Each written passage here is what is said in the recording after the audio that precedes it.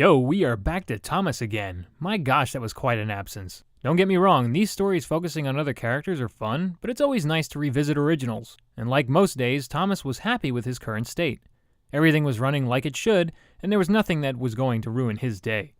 Good morning, Percy, he whistled. My branch is the pride of the line, wouldn't you agree? Yes, Thomas, of course, but what, Percy? Out with it. Well, there is another engine with a famous branch line, too. Who? Where? His name's Stepney. He's far away, but Sir Topham Hatt says he may visit us. When? Oh, someday. And Percy hurried away. Don't be such a tease, Percy. But then again, there's nothing wrong with that since we haven't heard him make a jab in a while. Besides, Thomas needs a little pushback on account of him still loving to say how his line is the best of the best. Also, that line Thomas runs along is new for us. It's such a pretty sight to view. As for Stepney, he was enjoying his line, but felt like there was more to see. Everyone's been so kind. But my railway is so short, and I do miss a good long run. I think you should tell Driver, too, replied Rusty. I'm sure he'll understand. Stepney soon discovered that indeed he did. As the saying goes, great minds think alike. And before they both knew it, an invitation was given to them by that evening to come visit Top Hat and his engines. That's cool. Since when does someone get a wish answered that quickly? So with that, Stepney went on his little journey. And to think, Rusty may not have set that in motion if Stepney didn't speak up. I don't know, but Rusty is almost like the highlight of this series. He's in some way of a reflection of Edward. Kind, helpful, and always there when needed. All the other engines were talking about Stepney. He runs a famous branch line. Did you know that? Said Percy. Thomas was feeling a little jealous. Huh. It may be famous, but my branch is the first on the line. Everyone knows that, too. And he huffed away to fetch his coaches.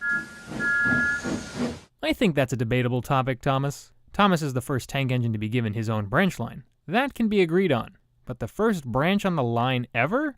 I'm pretty sure Edward had the first branch with Wellsworth Station.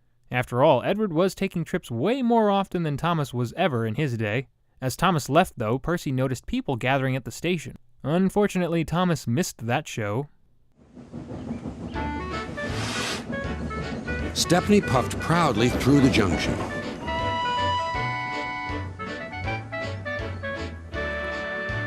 I hope you'll meet Thomas, too, said Edward. You both have branch lines to be proud of. What a great theme.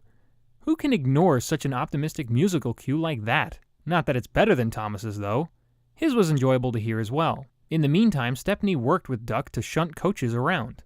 They both became quite friendly with each other. However, did we see how jealous Thomas was getting? Yeah, this is just the start of Thomas being this way for future tank engines to come to Sodor. At last, Thomas arrived. Sorry, can't talk. It's time for my last branch line train. Mustn't be late.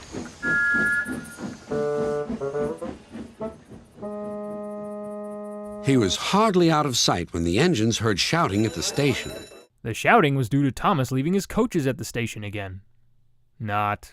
Hopefully that incident never happens again. Really what was going on was Thomas being moved over so another train could go by. Thomas wasn't very accepting of this, nor did he like the fact of what came next. The train that was blowing through was Stepney.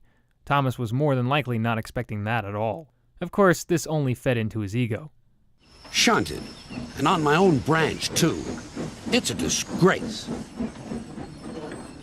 I'm sorry, said Stepney. I was a special. An important passenger arrived just as you left.